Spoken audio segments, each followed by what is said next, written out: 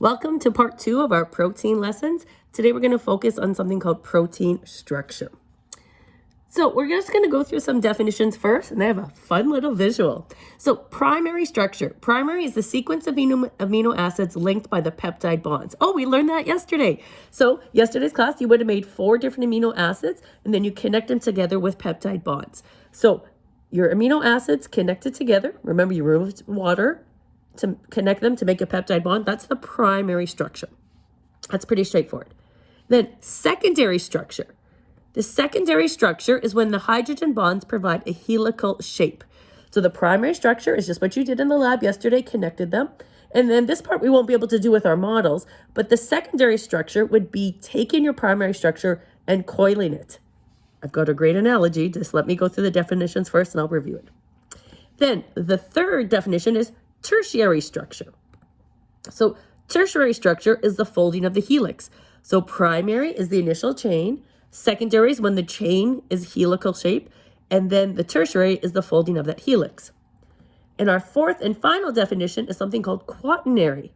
The polypeptides are linked to one another by hydrogen bonds or disulfide bridges. Okay. Oh, and then a disulfide bridge, sulfide, sulfur. So it's when 2 different polypeptides, proteins, are linked together by a sulfur bond.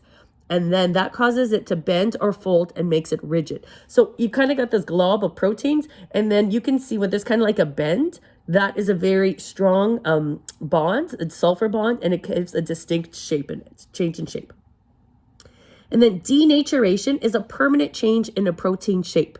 So there's different ways you can do that. So a fried egg. Oh, I think some of you say that you have eggs for breakfast. I don't know if you fried them. A fried egg. Obviously, egg is basically protein. When you fry an egg, you've denatured the protein in the egg white. You've changed the shape. You can't get it back to the liquid form. Heat is another way that you can denature proteins. And then UV rays and acid. So those are different ways you can change the shape of a protein. That's called denaturation.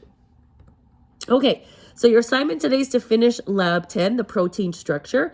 What's our funny joke today? We're BFFs because of our peptide bond. Yeah, that's weak. Okay, so let me go back and just review some things that will help you with today's lab. So here's my analogy. So primary structure. Okay, this is a good old-fashioned phone. Ask your parents what this is. You probably all have your little cell phones that you can do whatever you want and your parents don't know. But when I was young, this like plugged into the wall and it was in the kitchen, and that was our one phone in our house. So protein, primary structure would be, if I straighten out, I don't know if you know, I've ever seen a phone before. You straighten it out. That's the primary structure. Secondary would be when it coils. So a phone cord is a perfect diagram of a secondary structure. Oh, let me advance. So when you take your primary structure and it coils, so that's a secondary structure. Then a tertiary is a coiled up coiled. So it's when this coils it up. When I was a teenager, I didn't have a fancy iPhone that I could just talk on or do whatever and play games all night. We had a phone, and then you'd walk around and you get coiled up. So that's a coiled up coil. That is what a tertiary is. And then quaternary is basically when you've got 2 different coils connected to each other. So there you go. That's my high-tech demonstration. Now, I just want to go back to the disulfide bridges. So what's going to happen in today's class is, I think we've got 5 groups. It's not equal number. Oh, okay. You guys can figure that out. You have to do some math.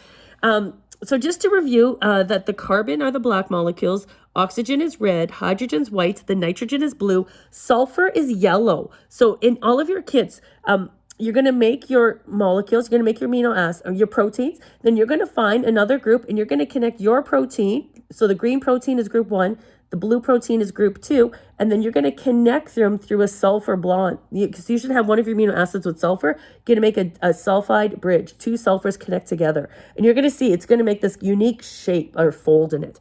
So I think I can't remember. Oh, maybe there are only 4 groups. Okay. But anyways, you're going to connect your protein with another group through a sulfur bridge. And then you'll see the distinct shape. We talked about that and we read our funny joke.